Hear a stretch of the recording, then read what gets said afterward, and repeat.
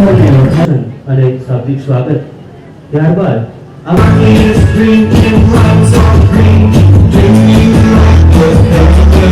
શ્રી એવા શ્રી કનુભાઈ દેસાઈ સાહેબના હસ્તે એમને ચેક અપાન શ્રીના વ્રત હસ્તે મિત્રો આ સૌ મિત્રોને આપણે તાળીઓ થકી છે એનાયત કરવામાં આવી રહ્યો છે।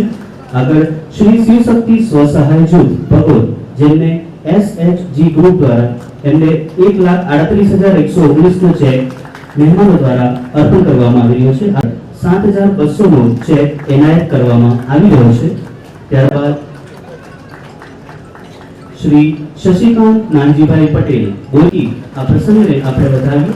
ત્યારબાદ પિંકુ NP પટેલ વાપી એમને પણ નર્સરી અને વાવેતર ક્ષેત્રે એમને નર્સરી અને વાવેતર ક્ષેત્રે ખૂબ સરસ કામગીરી કરી છે। જોરદાર તાળીઓથી વધાવવામાં આપણે આ સુંદર કાર્યક્રમનું આયોજન કરી રહ્યા છે।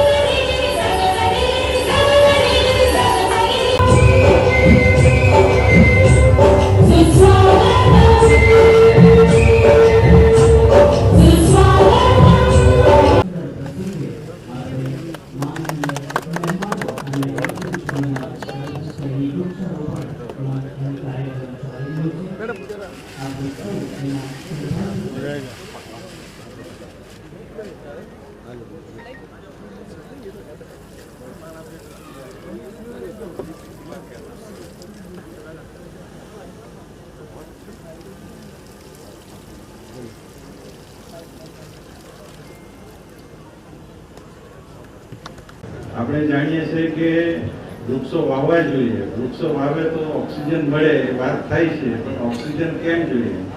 તો કે વિશ્વમાં સૌથી વધુ ઉત્સર્જન કાર્બન ડાયોક્સાઇડ ગેસનું થાય છે અને કાર્બન ડાયોક્સાઇડ એ આપણા જીવન માટે એકદમ ખતરારૂપ છે અને એના માટે જ આપણા દેશના યશસ્વી વડાપ્રધાન નરેન્દ્રભાઈએ જીનીવામાં આખા દુનિયાના બધા દેશોના સંમેલનમાં કીધું કે વિશ્વને ઝીરો કાર્બન એટલે કે કાર્બનનું ઉત્સર્જન ઝીરો થાય એ માટેના પ્રયત્નો કરવા જોઈએ અને એના માટે આપણા ભારતે સૌપ્રથમ આગેવાની લીધી છે અને એ દિશામાં આપણે ઘણા બધા પ્રયત્નો કર્યા છે। ખાસ કરીને એમાં આપણે સોલાર વાપરીએ, સોલાર ઉર્જા કે પવન ઉર્જા, તો એના લીધે કોલસાનો વપરાશ થતો નથી એટલે કાર્બન ઉત્સર્જન થતું નથી। વૃક્ષ છે આપણા દેશના નોબેલ પ્રાઇઝ વિજેતા જગદીશચંદ્ર બોઝે કીધું છે કે વૃક્ષમાં જીવ છે।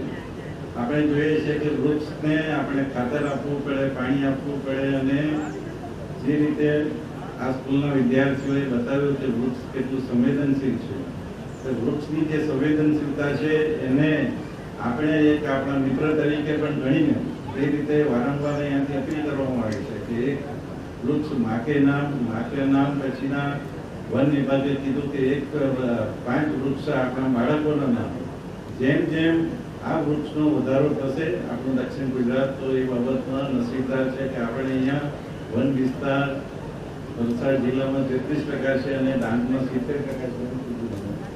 તો આપણા વિસ્તારમાં પ્રાણી અને વૃક્ષો એટલી સરસ રીતે આપણે સાચવી રહ્યા છીએ કે એના માટે સમગ્ર દેશે એક ઉદાહરણ લેવું પડે।